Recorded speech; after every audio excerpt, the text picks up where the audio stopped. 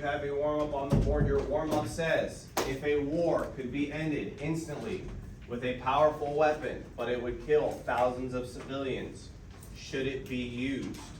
Okay, so write that down in your warm-ups, all right, and then discuss it with a friend next to you, what you think.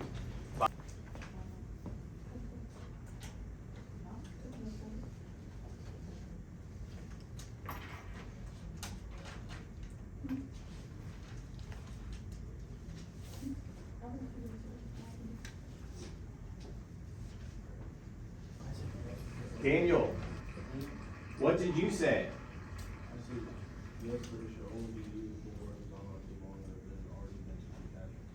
Yes, but it should only be used if the war has gone too long and there are too many casualties.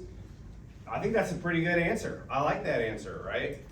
If there's a protracted war going on and we're all of a sudden like looking at this going on for several years and there's been lots and lots and lots of casualties, maybe you have to sacrifice for the greater good, right? Is that what I'm hearing? Okay. All right. I like that. All right. So, you know, we've talked about saving lives, maybe in the idea that if you drop the bomb, the war's not going to keep going on, and hopefully that will save lives, right? Will outweigh the amount of lives that pass because of the bomb, right? We've talked about ending war quickly, right? These are all things that are going through our minds as we talk about this. Well, that's pretty much why they do it in World War II, right? We know that in World War II, we drop an atomic bomb, and we drop it on Japan, okay? So what we're gonna be doing for this first 10 minutes, right, is we are going to be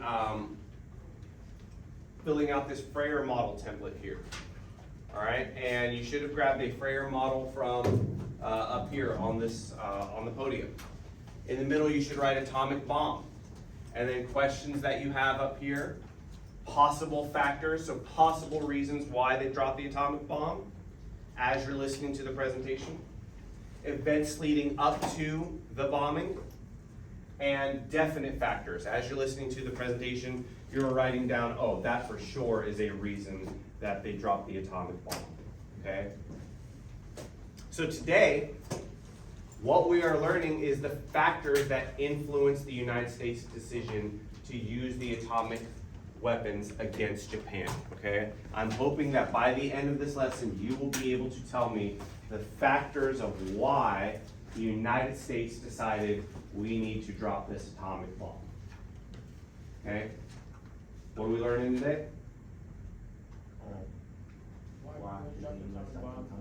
Why did the United States drop the atomic bomb? Let's talk a little bit about the events leading up to this, all right? And let's get some vocabulary out of the way really quickly. Does anybody know what a kamikaze is? Yes? It was Japanese soldiers that used the planes as like that literally would just fly planes so I could give it a go. Absolutely. Japanese soldiers who are going to take their planes and fly them into military equipment, whether it be ships, whether it be artillery on the ground, whatever, right? There is suicide bombing, essentially. Okay? What's an invasion? Anybody else other than Landon? When a group of people take over land. When a group of people take over a land, right? Essentially, you have boots on the ground, and you are taking over a land.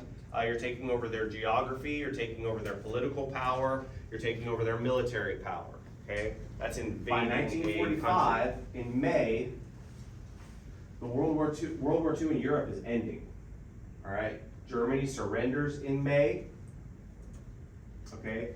That part of the war is done, all right? That theater of the war is done. However, in the Pacific, the Japanese are still fighting, right? And that is a extremely brutal fighting that is going on, all right? Unlike Germany, Japan does not surrender, even after losing territory, resources, and facing extremely heavy bombing.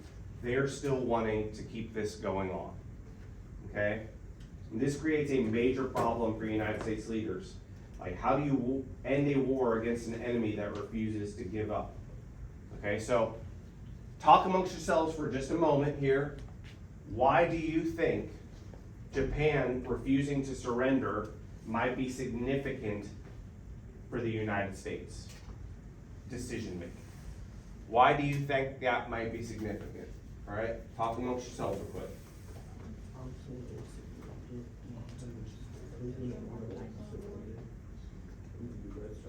All right, what did we discuss? Anybody come up with anything good? What you got?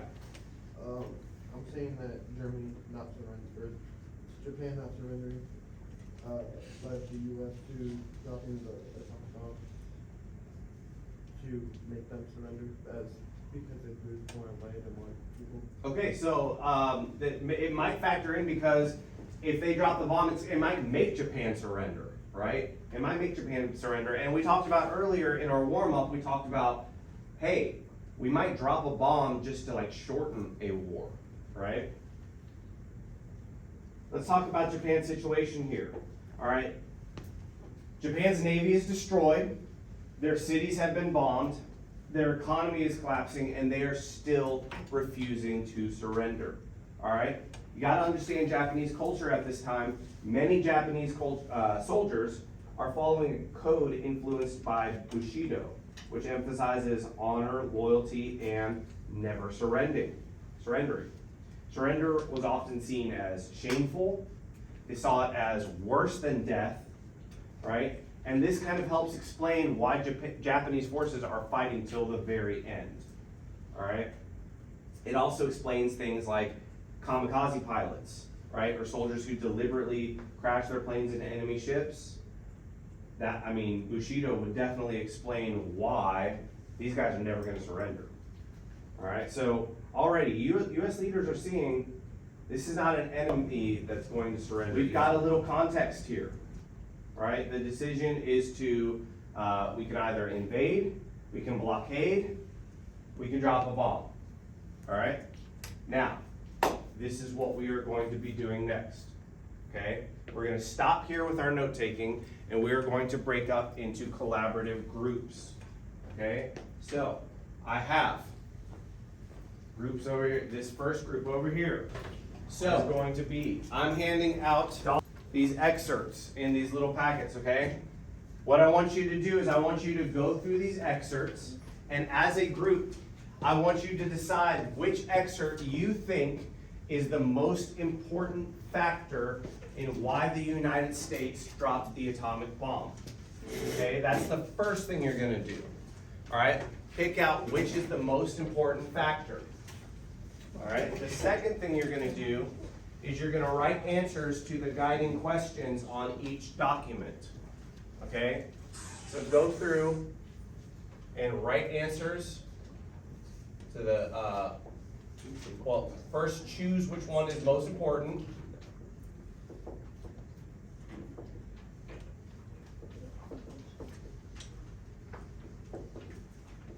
And then go through and answer the guiding questions.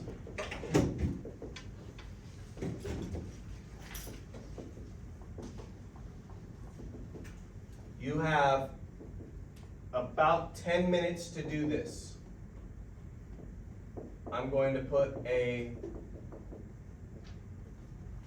classroom timer on the board, okay? And then we are going to talk about what we have chosen.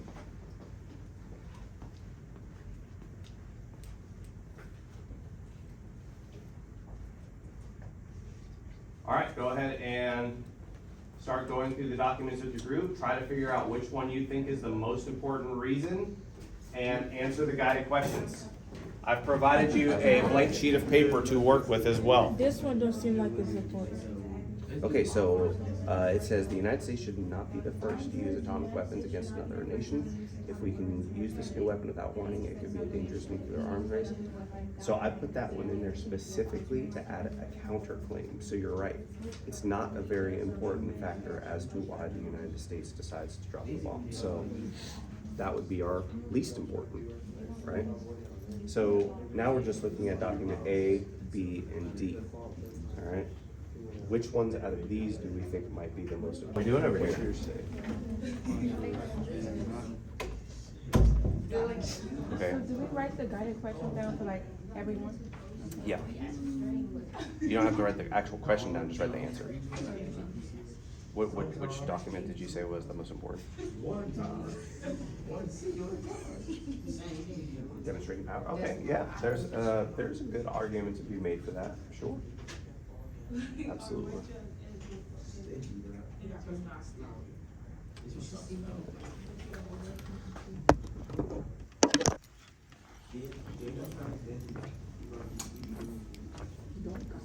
How's it going? Which document did we think was the most important? Avoiding land invasion? Okay, I think that one is probably the most important too, and the reason I think so is because it coincides a lot with document A too, right? Like they both say the same thing. They both talk about trying to save lives, right? Some people have chosen different documents because of whatever reasons, but these two kind of both talk about. Mariah, what did you guys say? Which document did you guys choose? A. Okay. And why did you guys say A?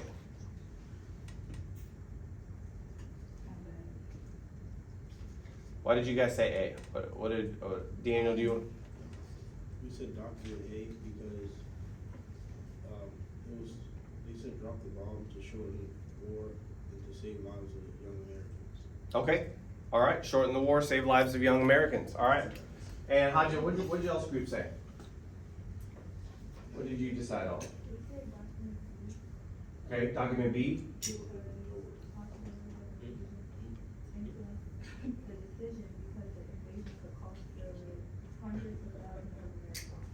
Okay.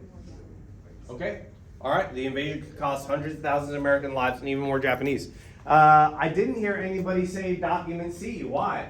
What about document C? What's document C talking about?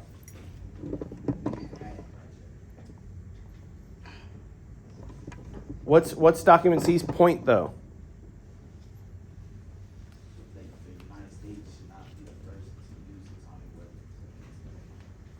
So there you go. I threw in a counterclaim, right? I threw in a counterclaim just to see if anybody was really paying attention. That counterclaim is basically saying the United States should not use atomic weapons, right?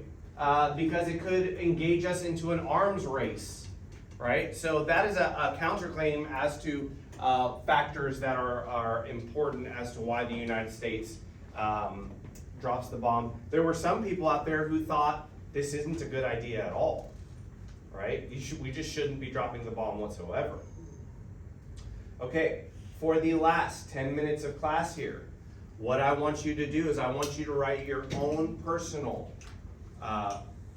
claim, evidence, and reasoning as to which factor you think is the most important factor for why the United States drops the bomb. You can write it on the back of your Freyer model here, okay? Make sure you use evidence from one of these documents that I have given you, okay? I want to see evidence for why you believe what you believe. All right, so make sure you're writing your claim. I believe this is the most important factor because providing evidence from the text and then providing reasoning. When you are done with that, put it in the bin in the back. Wait, is this trash? Put that in the bin in the back. Well, you're gonna need the documents, guys. You're gonna need the documents. While you're working on your CER, I'm passing around a little sticky note.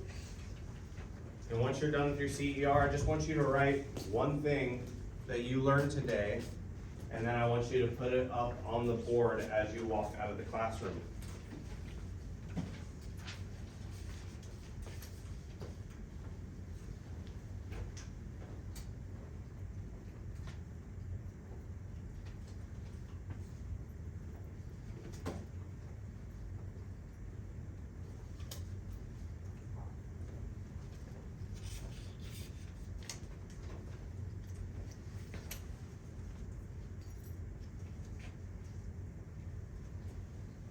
The CER does not have to be very long, you're just making the claim, providing a piece of evidence, and why you think that evidence helps support your claim.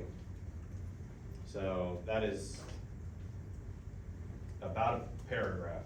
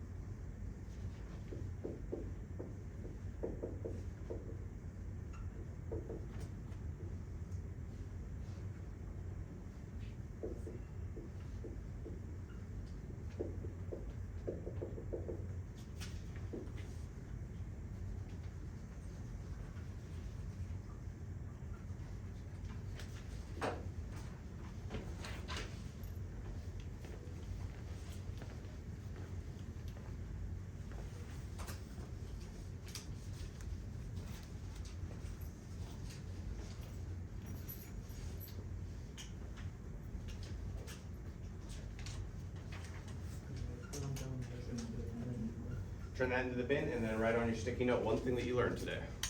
Put our name on the sticky note. You do not have to put your name on the sticky note. You're gonna put the sticky note right up here on the board as you leave.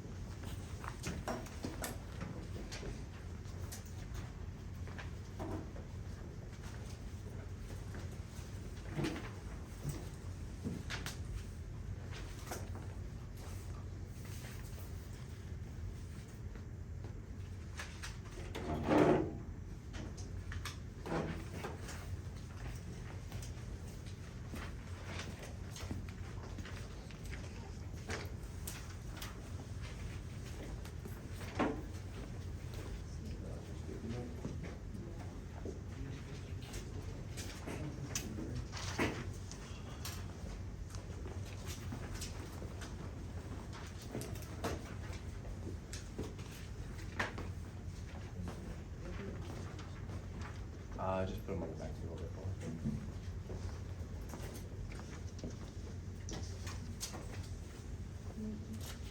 Yeah.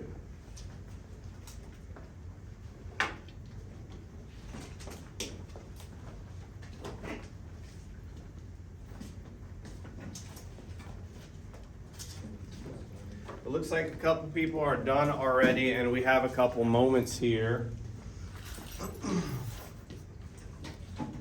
Anybody want to share what they think the world might be like if the United States had not bombed Japan?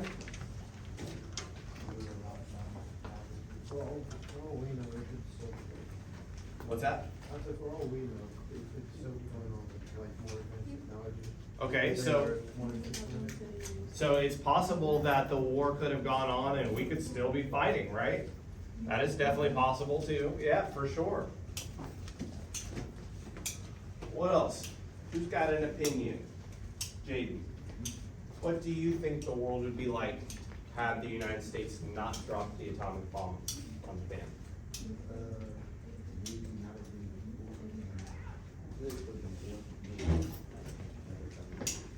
Being another type of war.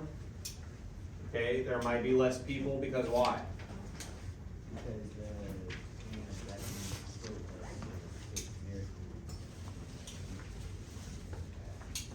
and it could take over. Okay. Haley, let's hear what you have to speculate on.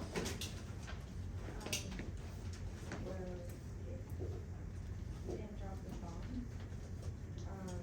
All of that news people would probably be dead, and there'd be less population.